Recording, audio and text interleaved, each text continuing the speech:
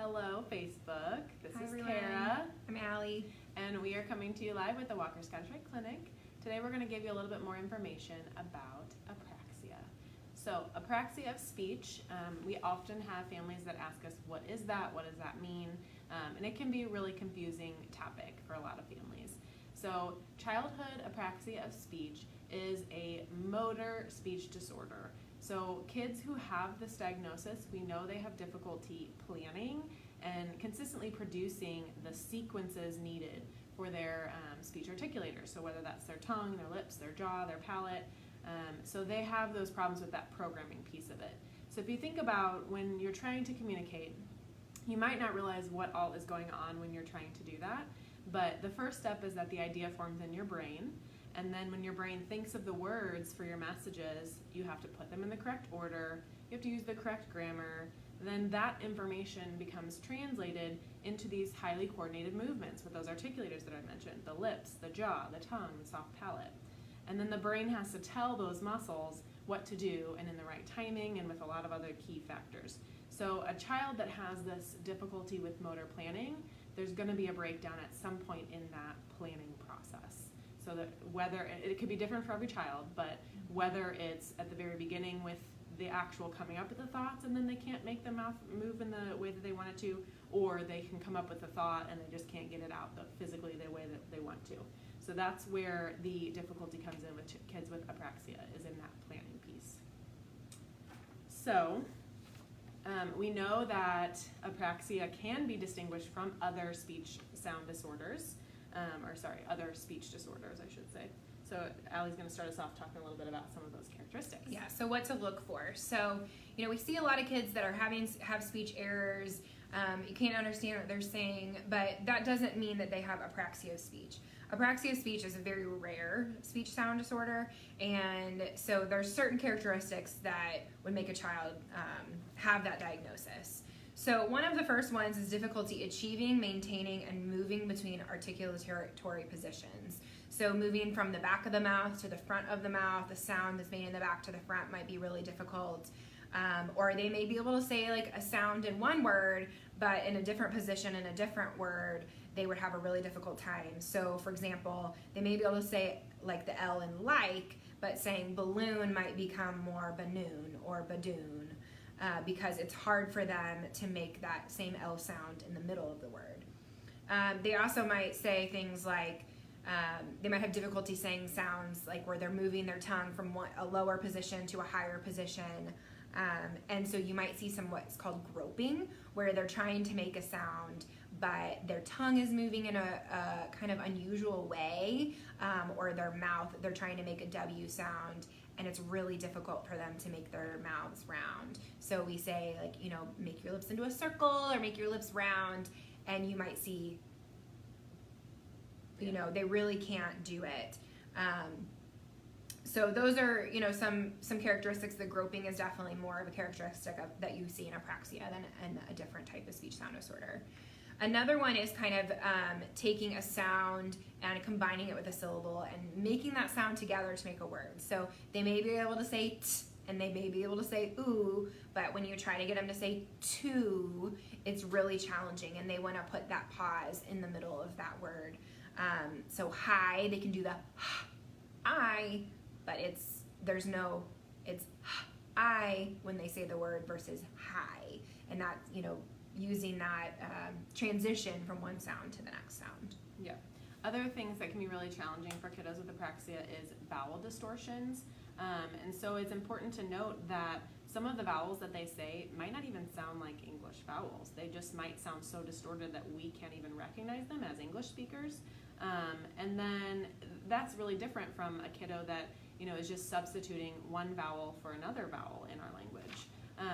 Vowels might be distorted because they're just not able to effectively coordinate their lips and their tongue and their jaw. Maybe they're not building enough muscle tension. Or maybe they are, like Allie mentioned, they're reducing the amount of movement needed to make the right sound. So for example, if a child is trying to say mine and they say something like men or min or mon, they're not really an accurate vowel in that word, but they're trying to get there. So maybe the word to ends up more like tau, And so they're kind of using characteristics of two different vowels instead of the oo vowel. Another characteristic that we see a lot with children with apraxia is prosodic errors, and so that refers to the prosody and intonation of how we speak. So there's like a melody of when you speak versus being very monotone. Mm-hmm. So some kids' speech can sound like it doesn't have any inflection and that there's no stress patterns, or the stress patterns are not appropriate. So instead of tomato, maybe it's more like a staccato production, like tomato or something like that. And so that maybe they have trouble raising their pitch appropriately, like when they're asking a question. Do you want to go? Or do you want to go? So maybe they have issues with that. Those are subtle errors, but those are characteristics that we see commonly with children with apraxia.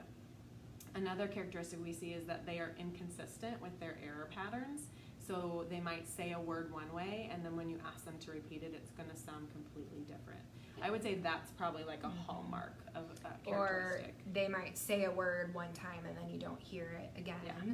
That can be common in apraxia as well. So an example, if a child is trying to say puppy, and one time they say buppy, but then they say bumpy, and then they say pubby, and then they say pubba, and they're trying to say puppy each time. That's an example of those inconsistent error patterns. And it's really, I mean, they're not trying to do this. You know, they don't have really the awareness that they're having all of these different errors.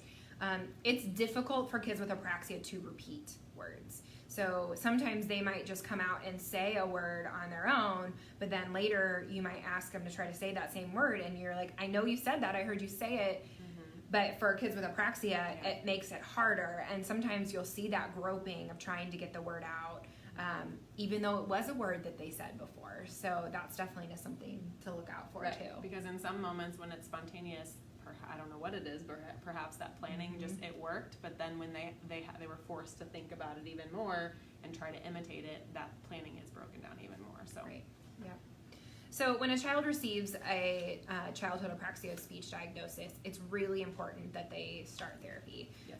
You know, this is something that needs frequent therapy, multiple times a week, and you know, there's different approaches to therapy for children with apraxia.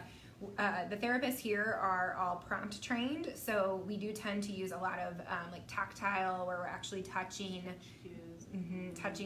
their body, and so they're feeling they're feeling how you physically produce the sound versus just visually seeing it, and so that can help with their motor production, and also just helping them put their mouth in the right place, because that is really hard for them. So we obviously can't force a child to say something or say a certain sound, but we do use, you know, different types of cueing to get them to try to imitate a sound. So, you know, there's no one size fits all. Every child with apraxia is very different, and so, you know, we kind of meet the child at the level that they're at, and, you know, what sounds they need, and, you know, there's no just specific, this is how we do it, you know. So every kid is different. Another thing about apraxia is for those kids that are diagnosed and they have a really hard time communicating, we want to give them another way to communicate that's not verbal. Because sometimes this can be a long road of therapy, and it is really, truly challenging for them to imitate some of these words or to say some of these things. So, you know, you can use simple things like sign language or just gestures. It doesn't have to be American Sign Language, but things that are functional like drink and, you know, the simple more or my turn or those kinds of things to teach, you know, those little ones ways to communicate. But there's also things like picture communication systems. There's iPad apps that have like kind of a communication board, or just like a speech binder of words or things that your child likes to say frequently but has a difficult time saying. They can point to it, or putting pictures up on the fridge of their foods that they would like to pick, so they can go over and show you what they want to eat. So one thing about kids with apraxia is, you know, kids are smart, and they know that these words are really hard for them. They know that just the sounds, like just imitating the sound, not even a whole word, can be really difficult for them. So, you know, we really work to establish rapport with them and trust with them, and just say, you just have to try, and reward the trying, because sometimes they're not always going to be successful, and so we have to remind them that, you know, you stuck your tongue out, even though maybe that's not exactly what we wanted to do, but rewarding the effort is really important for Yeah, these and kids. those little baby steps. Yep. Yeah, every little success should be celebrated. Yep. So some other suggestions, if you know a child in your life that does have apraxia or even is just minimally verbal, in general, we don't ever want to force a child to speak. So saying something like, if you don't say you want toast, you don't get anything at all. For a child that's minimally verbal, that's going to backfire. So trying choices, like binary choices, like do you want juice or toast? And accepting any kind of response that the child might make. Maybe you have the objects in front of you and they're at the level where they can just point to that to make their choice. Just being a good speaking model is another good suggestion. Working with a child like this, you want to pronounce your words slowly, correctly, and trying to just repeat target words that maybe you are working on or that you know are high interest for your child in short phrases and at an appropriate volume. Reading is always a great suggestion that we give parents. Allowing your child to make comments about the story. Books that have a lot of rhyming to them are really great for phonemic awareness. But if your child's speech is unintelligible, we don't want to focus on that too much. We just want them to enjoy it as a positive experience.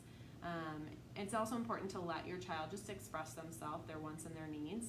And if their speech is so unintelligible that it's hard for them for others to understand them, then maybe that communication book or something like that, another communication tool, is going to be important. So obviously, if your child is already receiving therapy, then I would talk to the therapist and just see, what can we carry with us, or something, to a communication option to be able to point to things to help when some of those breakdowns occur. Just practicing repetitive oral motor movements can help with that motor programming piece of it.